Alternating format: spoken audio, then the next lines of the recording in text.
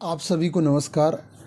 आज हम ये बताएंगे कि जैसे ठंडी बहुत ज़्यादा पड़ रही है, तो ठंडी के मौसम में क्या होता है कि बच्चों की पढ़ाई भी रुक जाती है। जैसा कि बच्चों की छुट्टियां चल रही हैं, तो इसमें जो सबसे अच्छा मेथड होता है वो लिख कर पढ़ना। चाहे आप रसायन विज्ञान केमिस्ट्री पढ़ रहे हैं उसको लिखिए, फिजिक्स है उसके डेरिवेशन को लिखिए। आपको आता है या नहीं आता है इससे मतलब नहीं है। आता है तो उसको और अच्छे से रिवीजन करिए, नहीं आता है तो उसे बार बार लिखने से याद होता है। जैसे रिएक्शन, खास तौर से अभिक्रियाएं जो होती हैं वो अनंत अभिक्रियाएं हैं। जितना आप अभ्यास करेंगे, जितना बढ़िया लिखेंगे, जितनी बार लिखेंगे, देखिए बहुत तेज चलने वाले बहुत आगे नहीं जाते। अगर धीरे धीरे करके आप आगे चल रहे हैं तो एक दिन आगे ज़रूर जाएंगे। तो अगर आप फिजिक्स पढ़ रहे हैं तो भौतिक विज्ञान, तो उस केस में आप जो है आपको डेरिवेशन फार्मूला जो है बार बार लिखना चाहिए। जैसा कि मौसम बड़ा ठंडी का है, तो ठंडी के मौसम में भी क्या करना, हमें अपनी जो है पढ़ाई की गति को रोकना नहीं है। जैसे स्कूलों में छुट्टी है और मौसम भी ऐसा है कि कहीं बाहर जाना ज़्यादा उचित नहीं है, ठंड लग सकती। इस स्थिति में क्या करें, आप घर के अंदर रजाई में हैं तो आप रिएक्शन लिखिए। लक्ष्य बना लीजिए कि आज दिन में जो है 50 रिएक्शन लिखना है, केवल लिखना है। लिखते रहिए। जैसे हमारे दिमाग में जो है बहुत सारी फालतू चीज़ें बिना सोचे ही आ जाती हैं, उसी तरह जब आप लिखते रहेंगे तो धीरे धीरे याद हो जाएगा। मैंने बहुत रिएक्शन लिखा है और लिखने से ही याद हुआ है। लिखेंगे तो कॉन्सेप्ट बाद में समझ में आएगा। आप कॉन्सेप्ट समझ के सीखना शुरू करेंगे तो बहुत देर हो जाएगी, क्योंकि हर क्लास में, छोटी क्लासों में सारे कॉन्सेप्ट नहीं रहते हैं। तो इसलिए अब जैसे आप बायोलॉजी पढ़ रहे हैं, जीव विज्ञान, तो उस केस में क्या करें, आप चित्र बनाइए।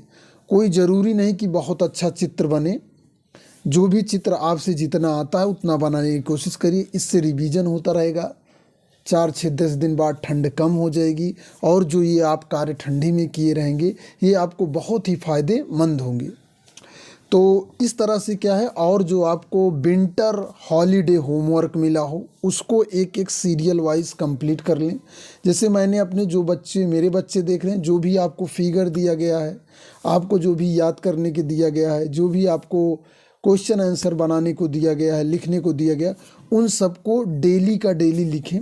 कुछ बच्चे व्हाट्सएप पे भेजते हैं प्रतिदिन, बड़ा अच्छा लगता है। तो और जो गार्जियन हैं, इन छुट्टी में गार्जियन ये भी देखें कि जो उनके बच्चों को होमवर्क स्कूल से मिला है उसको जो है वो पूरा कराने में उनकी मदद करें, क्योंकि मौसम में बच्चे भी जो है ध्यान नहीं देते हैं। इन सब का असर जो है आगे चल के देखने को मिलता है। होमवर्क करना, आज ठंडी के मौसम को यूज करना, ये सब छोटी छोटी बातें हैं, लेकिन आगे चल के भविष्य में ये बड़ी बातें हो जाती हैं। जब एक एक रिएक्शन, एक एक क्वेश्चन आपकी ज़िंदगी में बड़ी अहमियत रखते हैं। जब कोई एक नंबर से किसी जगह सलेक्शन रुक जाता है या किसी का 2 नंबर ज़्यादा होने से सलेक्शन हो जाता है, तो ये वही छोटे छोटे क्षण हैं, छोटी छोटी जो है कुर्बानियाँ हैं। एक तरह से कहिए तो भाई देखिए, आज जब सब आराम कर रहे हैं तो उस समय पढ़ना कुर्बानी है। आज देखिए, जब सब सोते रहते हो तो 5-6 बजे एक स्टूडेंट ही होता है अपने बैग लेकर, साइकिल लेकर कोचिंग पढ़ने जाता है, ठीक। लेकिन अन्य लोग जो है नहीं उठ पाते हैं, कहते हैं मौसम सही नहीं है, देर से। तो इस तरह से जो है सभी को ध्यान देना चाहिए। बच्चों को तो ध्यान ही देना चाहिए, गार्जियन को भी ध्यान देना चाहिए कि छोटी छोटी सुबह उठना, रजाई से उठना एक कुर्बानी की तरह है, ठीक है। अपने आनंद को हटाकर पढ़ाई की तरफ ध्यान देना, या जिस घर में आप जहाँ जन्म लिए उसमें जो कार्य होता है उस कार्य में भी सहयोग करें। ये भी एक पॉजिटिव मोटिवेशन आपको क्रिएट करता है कि जहाँ, जैसे हम किसान के यहाँ जन्म लिए हैं तो हम भाई खेती करते हैं, ठीक है। जैसे ही समय मिलता है थोड़ा बहुत काम करते हैं। तो बच्चों, आप लोग जो है क्या करें, चित्र बनाने पर ध्यान दें, डेरिवेशन पर ध्यान दें, मैथ के सूत्र लिखने पर ध्यान दें, केमिस्ट्री को रिएक्शन लिखने पर ध्यान दें।